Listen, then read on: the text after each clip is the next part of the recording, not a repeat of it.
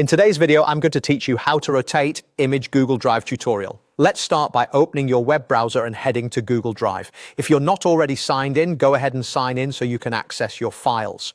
Once you're on the Drive homepage, look to the left side and click My Drive to open your main file view. If you see another My Drive button near the top, click that as well to make sure you're inside the right folder where your image is stored. Find the image you want to rotate. Hover your mouse over it and you'll see the 3 dots icon, also known as More Actions. Click those 3 dots. From the menu that appears, choose Open With, then select Google Docs. If you don't see Google Docs right away, it's usually under the Open With submenu. This will open your image inside a new Google Docs document so you can rotate it easily.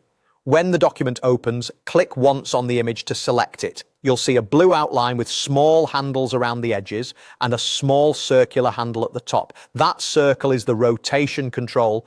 Click and hold the circular handle, then drag your mouse left or right to rotate the image. For precise angles, hold the Shift key while you rotate to snap to clean increments. When the image is aligned the way you want, release the mouse button